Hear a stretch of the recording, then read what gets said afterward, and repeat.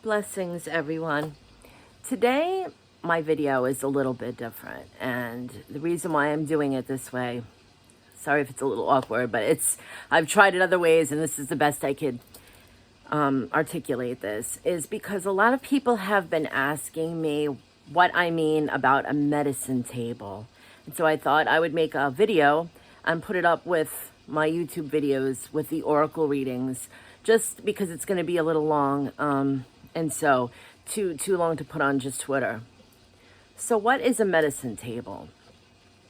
A lot of people have different expressions of this. I know there's some people that may say this is an altar or a prayer station, an energy center, whatever different, there's many different ways to articulate this. So whatever you feel comfortable, you want to give it a name. I call it a medicine table. And the reason why is because of my native background. And a lot of my family carried around what we call a medicine bag. And if you're familiar with what that is, it's a bag that's very sacred and we bring with us when we're going to our sacred spaces, maybe even just a walk out in nature.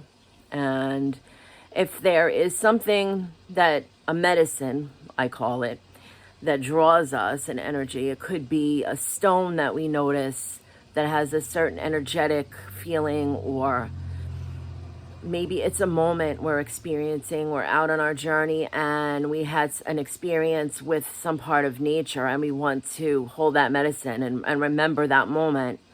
It's very life altering. So we take maybe a stone or a twig or anything. It could be an acorn. Anything that encapsulates that energy for us. It's a symbol. And so we put that in our medicine bag, and it kind of, the medicine bag is like the journey. It's like a physical representation of the moments that give us this energy that empowers us, heals us, transforms us. And so what I've done is I've kind of like, I've taken that theory and I've put it all together and created a table, which is kind of an energy place where I have crystals and little things on it like flower petals. I have little trinket statues. I have art that has been made for me, and lots of pictures of Leslie and I together on our wedding, and family. And so I don't know if you could see this right behind me, but this is my medicine table. And as I said, I have a lot of things on there that are charged. And what I mean by charged is all of these things represent a moment or an energy that I have wanted to remember. And so obviously my center here is my wedding day. And under that, I'm not sure if you could see, but there is, I don't want to move anything right now because I had just cleaned it the other day, like dusted it, and and redid my energy. I do certain types of smudging and prayers over it to recharge the energy, and I don't want to disrupt that flow. But in the back, there's a carving that Leslie had made for me with my name. And in the middle here, that is my infused energy table with the angels, and it has all the crystals. So it's, a lot of people call it a crystal grid, and it has all of the archangels and the different crystals that I use, the pointed crystals that I infuse when I'm doing certain types of angel work. I also have artwork. I have a friend that on Twitter that made me a beautiful piece that I miss very much. I haven't seen her around. And each crystal is strategically placed too. I have it in a certain area for a certain type of flow. And my selenite is there to charge it up. And as I said, what this is the butterfly. There's a lot of butterfly things you'll see. And as you know, with my tattoos and such, that's all sacred meaning. That is my totem, is the butterfly. And so that is a big theme on my table. And Leslie's totem was the eagle. And we both share the spirit animal of the wolf. The wolf to us is spirit. And so whenever we had communications with spirit, whether it was dream work or vision quests, anything like that, it was always came in the form of a white wolf. And so we have that. I have that representation on the table. And also I have the monarch butterfly, which is the main totem of mine. So when I encourage people to make a medicine table like this, and you can see I have smaller things here. Those are crystal pieces, and I have some artwork that was created, my smudge bowl. So when I'm speaking of the medicine table, and I know a lot of people, again, they have their altars, which is the same principle. It's just a different expression of it, maybe a different cultural differentiation.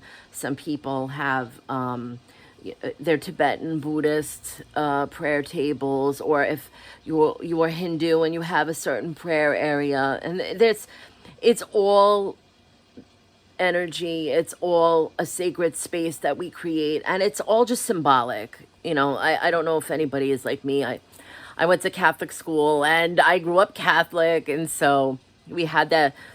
You could see over there's the little that's the little Jesus over there, so I did incorporate some of that.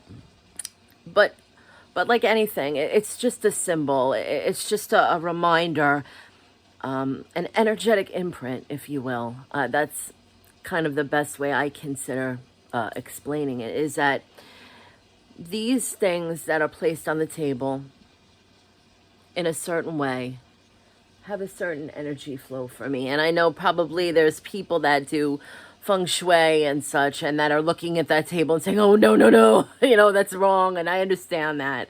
Maybe it's something I have to look into at a later time. And I'm more than welcome for any advice or insights on that, if there's something that you may be able to give me.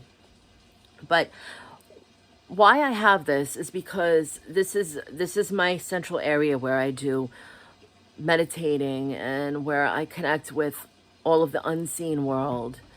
And when I walk into the room, it's a reminder of all of the things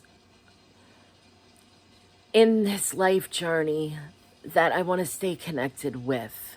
And I have to say that I've had such an honor to have so many people come through my living room, and they all say the same thing. Oh my goodness, this place has amazing energy. Even I had a plumber here not so long ago, and he said he wasn't into any of this stuff, but he couldn't explain it, but he felt really peaceful, and it was such an easy job for him. He said the energy in here was great, and he just felt really relaxed doing the job. And so that was an honor, because that's exactly why I have created this table. Because for me, plus being between, I have two sets of windows, and I don't know if I could lift this up to show you, but that's the art wall. And there's a window here, and there's windows here. And so that's all the artwork and everything. Some of the artwork up there, the masks my mom has created by hand, and she's sewn, there's an eagle patch, and all the artwork is from my son Michael, and family pictures of Leslie, and poetry, and there's hand-carved flutes up there. And there's beautiful mandalas my mother has made. She's the artist. My son is an artist.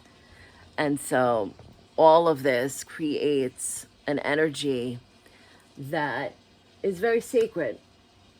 And during those moments, not just going outside or meditating and things like that, but in those moments when I'm walking to my home and I've been out in the world, even if it's sometimes going to the park, it may be a busy day at the park, and maybe it wasn't really as grounding as I was hoping, or I'm sitting outside and it's not, the energy is not moving within me, and I really need to remember who I am, and remember those moments. I just come in and I sit, I kneel by my my medicine table.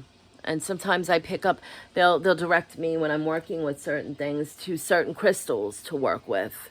And that's what I do. I just come over and I put my hands over and I allow them to direct me. And it's kind of like having a storyboard, in a sense, a life storyboard of energy and love and light. And so I always say to everyone, spiritually, when I'm connecting, whether I'm doing energy with them or connecting with the guides for them when they have a question, I always ask them, have you ever considered putting together a small area that has meaning to you, many different things, and I speak about the crystals, or I have also wind chimes you'll hear in some of my videos. I have a large fish tank. Right now it's got a certain filter, but it usually has the waterfall sound on it. And so I speak about these things with everyone because I really believe that not only what is within us, but the energy that we surround ourselves is so very important. And again, we hear about the feng shui and the energy centers of how everything flows. And I'm sure if you speak to anyone who does these things, who creates this atmosphere, they will say that they wouldn't be without it now. And so when I say medicine table, this is my video explaining what I mean. I also have another smaller table, and maybe what I'll do is you have to excuse me here. I'm going to pick this up and walk over. Hopefully you'll see it. And this is my angel table. I don't know if everybody can see that one. I'm going to try to maneuver this because unfortunately my camera does not. And I have this set up with a lot of the crystals and some of the oracle cards that I use every day. And this is all set up for working with the deities and the angels and the high vibrational crystals and things that really are energy centers that hold the energy for me when I'm working with this all. So this is my smaller table. And so you could see I don't have a certain affiliation, so to speak, with any one particular guide, angel, energy that I work with. It's everything. And so from angels to deities, I have my Native American background. Again, excuse me for the moving around, but still getting used to how to use the camera. So, but this, I hope this helps in some way to encourage anyone who is on the journey. Maybe you're just starting out on the journey and you're looking to start using crystals, or you find some beautiful pieces, even artworks that inspire you to go ahead and create yourself. Let's see if I can get a better an energy table or medicine table and put everything on there. There's my grid.